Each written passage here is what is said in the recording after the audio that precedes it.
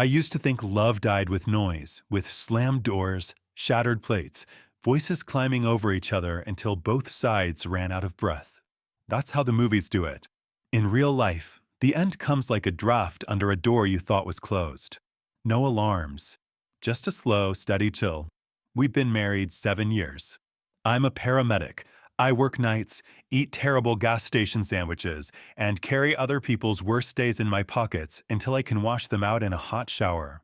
Her name is Ria, event planner. She builds rooms out of light, string bulbs across patios, linen napkins folded like origami birds, playlists timed to fireworks. People clap around her. Cameras love her. She used to love me. It didn't fall apart overnight. At first, it was small edits to who we were. She stopped waiting up. The "How was your shift?" turned into SHHH, "I have an early consult." Hugs became those sideways, one-shoulder things you give coworkers when someone brings cupcakes. When I tried to pull her close after a 14-hour shift, she'd say, "Careful, your jacket smells like smoke." I know, I dragged a teenager out of an apartment fire. I didn't argue. I took the jacket to the balcony and hung it up like a flag nobody salutes anymore. I'm not dramatic. I'm not the guy who bangs on tables. I was raised by a father who measured twice, cut once, and said nothing unless he meant every letter of it. So I measured. I watched. I took notes in my head. Her phone started living face down. She laughed at text messages that didn't include me. When I asked one night if she wanted to go hiking Saturday, the trail we used to like where the rocks look like baked loaves of bread, she said, "Can't. I'm helping Lena with a thing." She didn't look up from her screen. Lena is her best friend. The two of them built a business side by side, coffee-fueled, glue gun blisters, and Pinterest boards. If you ever want to know what loyalty looks like, ask two women who built something together from nothing. Or at least I thought I knew. The first real crack showed up in icing. It was a Tuesday morning. I just clocked off a graveyard shift, still vibrating from adrenaline and bad coffee, when my phone lit with an unknown number. I answered because that's what you do when you never know if it's dispatch calling you back in. "Hi," a bright voice chirped. "Just confirming the order for Saturday 8-inch buttercream, gold leaf. Congratulations on your freedom, Ria, with a sparkler topper?" For a second, I thought I'd misheard. Freedom. Ria. I looked at my kitchen wall. Our wedding photo still hung there, two idiots under paper lanterns, both of us convinced we'd outrun statistics. The cake lady kept talking, timing, pickup, payment already processed. "Sorry," I said, steady. "Wrong number." "Is this not Daniel?" she asked. I didn't know a Daniel. "No," I said, and hung up as gently as a person can hang up on a wrecking ball. I stood there with the refrigerator humming like a witness. Maybe it was a joke, a bachelorette gag. Maybe it was for a client named Ria. Maybe 100 maybes could assemble themselves into cents. I set the phone on the counter and stared at the thumbprints smeared in flour dust from last weekend when I tried to bake us cinnamon rolls like the ones we used to buy when we were broke and happy. I didn't bring it up that night. I watched her hands as she chopped tomatoes, the quick little movements I'd always loved because they looked like competence. "How was Lena's thing?" I asked, even tone. "Good," she said, too fast. "Just logistics." She slid the tomatoes into a bowl and didn't look at me. The phone on the island vibrated and lit up with a text preview before going dark. I didn't see words. I saw the way her shoulders tensed like a violin string. When she turned to put the knife in the sink, I saw it then, a sliver of gold leaf stuck to her wrist, catching the kitchen light. Gold leaf. I washed the dishes after dinner because she hates when the sink is messy. I kept thinking about that voice saying freedom like it was confetti. I slept beside Ria with my eyes open and the ceiling fan chopping the dark into pieces. When you've spent enough years patching people up, you learn what not to touch. The next morning, I started quietly packing my life into folders. Marriage certificate. Driver's license. Titles to the truck and the old motorcycle I'd rebuilt in our first apartment while she hot-glued centerpieces for a client who wanted rustic, but make it expensive. I took pictures of the things that were mine before us, my grandfather's pocket knife, the record player I bought with overtime pay the year I proposed. I ordered a new P.O. box. I called my brother and told him I was thinking about an extended rotation in a different precinct. He said my couch has room for me, but not for my second thoughts. I transferred half our joint savings to a separate account, the legal half. I didn't touch anything that wasn't mine. Dignity is heavy. It's worth carrying. On Thursday, she pressed a kiss against my cheek like a sticker you know won't stick long, and said she'd be late. Then you walk through with a nightmare bride. I made coffee and stood at the window watching her walk to her car, heels clicking, a woman rehearsing a life in which applause will always drown out the quiet voices asking if you're good. The next call came from our bank. Mr. Hale, just confirming the online approval, limit increase on the Platinum card, new authorized user, Daniel. There's that name again. This time I didn't say wrong number. I said no, and the person on the line said, oh, and then there was paperwork. Fraud alert. A freeze. I said thank you too many times because when you're holding a lit match, courtesy is fuel. If this is the part where you expect an explosion, I'm sorry to disappoint you. I didn't storm into her office. I didn't throw the word betrayal across the room like a plate. I checked the dates in our calendar. Saturday was empty on our shared one, but I could see a faint ghost of something she created and then hidden, the title grayed out, finale. Rhea plans finales like priests plan Easter. I knew how this would go. The surprise venue, friends gathered, the speech that sounds like a TED Talk, and a cake cut by a woman who always gets to hold the knife. I kept cooking dinner. I kept folding laundry. I kept breathing. But inside, the man who runs toward the siren when others freeze started laying out cones and rerouting traffic. There's a way to leave that keeps the oxygen flowing. I would take it. Friday morning, she placed a black garment bag by the door, told me she was staying at a hotel downtown because the rehearsal schedule for a client was brutal and she didn't want to drive back that late. She touched my shoulder lightly as if to remind the cameras we were still playing our parts. You're the steady one, she said, almost fond. What would I do without you? I smiled because I'm polite. You'll figure it out, I said. When the door shut, I sat and wrote the kind of letter you only write once. No weapons in it. No history lessons. Just a simple inventory of what I'd given and what I was now keeping. You've been teaching me what freedom looks like, I wrote. I'm a slow student, but I finally get it. I left the envelope on the kitchen table beside her favorite candle, the one that smells like grapefruit and first chapters. Then I left. My brother's spare room smelled like detergent and sawdust. I slept there for the first time in months without counting the spaces between her breaths. In the morning, I stood in his bathroom and looked at a man who hadn't cried, who wasn't angry, who was simply done, and thought, there's a difference between leaving and blind running. I wasn't running. I had an address where my name mattered. I turned my phone off for the day because it's a small kindness not to watch a building collapse in slow motion. The messages found me anyway. Email, a knock at my brother's door, a mutual friend who said, hey, Rhea's asking where you are.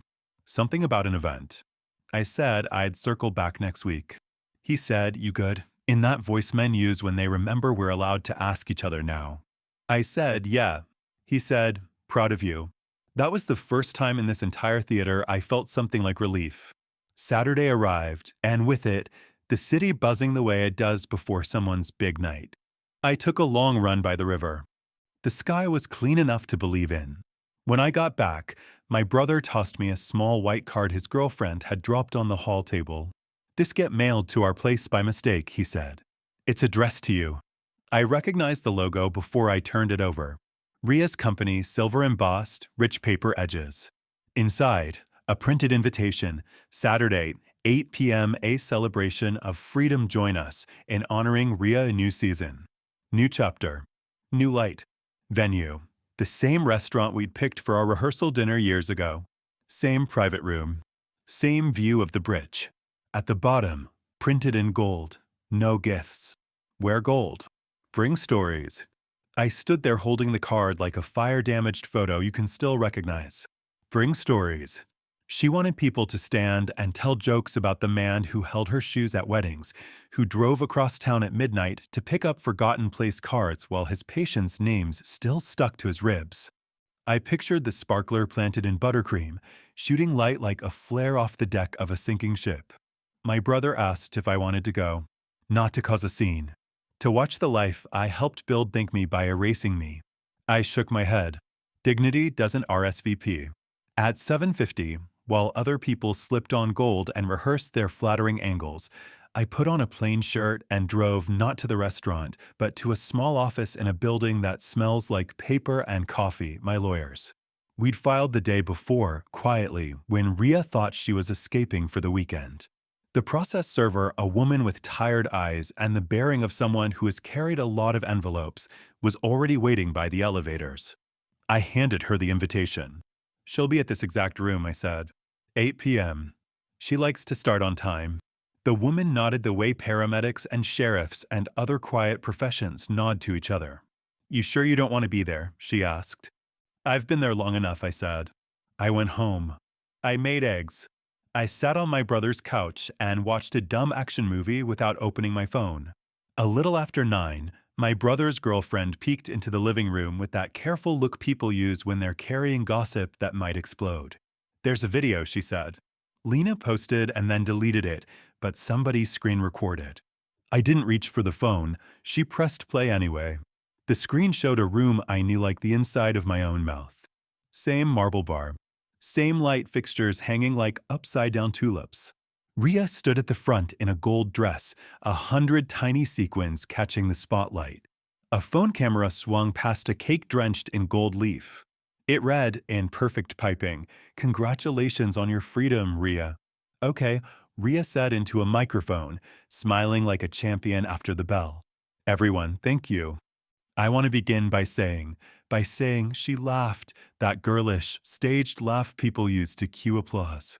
The crowd hooted. Lena came into frame, glowy and tipsy, mouthing, "I'm so proud of you." Then the door opened behind them. In walked a woman with a short steel haircut and a messenger bag, not wearing gold and not caring. She didn't go to the bar. She went straight to Ria. The camera shook as whoever was filming shifted for a better angle. Ria Mendez, the woman asked over the microphone feedback. Yes, Ria said, still smiling, a rehearsed yes made for ribbon cuttings. The woman handed her a manila envelope and said something that made the room stop clapping. Even on the grainy, too loud phone audio, you could hear it. You've been served. There was a second, the kind of second you feel in your bones before a car crash, the air going thin, where the smile on Ria's face tried to keep existing. Then it fell. Not all at once. Slowly, like a chandelier realizing gravity still applies. She looked up to find me. The camera panned around out of instinct, searching for the character the story needed to be complete. It didn't find me. It found Lena's hand on Ria's wrist, the gold leaf catching on her bracelet, and the sparkler burning itself out over a cake no one cut. I didn't watch it again. I didn't post a comment or call anyone. I put the phone face down and sat in the quiet with my pulse steady. There's victory and then there's relief. They're not the same. I had the second. That night, around midnight, my phone lit with a number I knew by heart and no longer answered. I stared at it until it stopped and started again and stopped. No voicemails. Ria hated voicemails. You can't edit sincerity on one take. On Sunday afternoon, I went back to our house. Not because I needed to, but because I wanted to be polite to the version of me who had cooked cinnamon rolls there. I let myself in with my key. The kitchen smelled like the ghost of grapefruit. The envelope I'd left for her was gone. I packed the last few things I'd left, work boots, the book I'd been halfway through, a photo from our first apartment where our couch had been a mattress on the floor. On my way out, I noticed something on the counter that hadn't been there before. A box from the bakery. The lid was open. Inside sat a slice of cake, the gold leaf dulled, the edge messy where a knife had hesitated. A small card leaned against the box, Ria's handwriting on it, still too perfect, even here. It said 2 words, "You win." I stood there for a long minute, and then I did something I'm not sure anyone will understand. I wrote back on the card simple, in block letters, the way my father taught me when we labeled tool drawers. Nobody won, I wrote. We just stopped losing. I put the card in the box and closed it. I didn't take the cake. I took the trash out on my way to the door because I'm still me. Here's the thing about freedom. People think it's neon and loud and wild. Sometimes it's a truck cab at 6 a.m. that smells like coffee and the promise of an ordinary Tuesday. Sometimes it's the way a room feels when it no longer requires you to shrink. I moved into a small one-bedroom near the river. I hung three things on the wall: the map my brother gave me when I got my paramedic license, a photo of my father under a half-finished pergola, and a Polaroid of me and a coworker at a charity 5K. Both of us grinning like idiots because we dressed up as traffic cones. I go to the gym now instead of scrolling headlines I can't fix. I call my mother on Sundays and tell her the truth without editing it for somebody else's reputation. I keep my phone on Do Not Disturb after 9 p.m. because peace has hours now. If I let a silence grow in the room, it's because I planted it. Last week, Lena texted me from an unknown number. "I'm sorry," she wrote. I didn't know she was going to make a show out of it. My thumbs hovered. I typed, "I'm not mad." Then I deleted it. I typed, "I'm tired." Deleted. Finally, I sent, "Please don't use me as a mirror for anyone else's regrets." She wrote back a heart, and then nothing. It was the best conversation we ever had. A month after the party, I got a short email from Ria. No subject line. No theatrics. Just 3 sentences. I thought freedom meant the room applauding when I said I wanted it. I didn't realize it also meant the room going silent when I got it. "I'm sorry for forgetting that you're a person." I stared at the screen for a long time. My first instinct was to write back, to smooth the edges, to make her feel better because that's what I've always done. Instead, I closed the laptop. Some goodbyes are spelled with restraint. If you're waiting for a scene where I walk into a bar and she runs after me in the rain, or a scene where a ring gets dropped into a glass of champagne and everyone gasps, I can't give you that. My life doesn't look like a movie. It looks like a man at a kitchen table at 6 a.m., the sun just waking up, writing his own schedule without checking who it inconveniences. People ask how I knew it was over. Not because of the cake or the card or even the envelope in a room full of gold. I knew because I heard it in my own head first, the tiny voice that said, "Stop asking to be chosen." That voice sounded a lot like me. It had been drowned out for years by other people's applause. I'm not bitter. I'm not out for revenge. I still tip well. I still stop at crosswalks even when I'm late.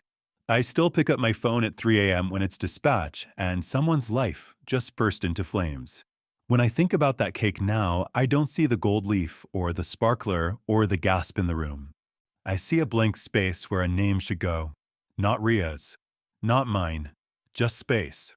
Real freedom isn't about removing someone else's name from the top of your invitation. It's about leaving enough room on the card to write your own in a handwriting only you recognize. She ordered a cake for her freedom. I gave her mine back first. And when the lights came up and there was no one to perform for, what remained in that room was the only thing that ever tells the truth: the sound a person makes when they realize the quiet isn't empty, it's honest.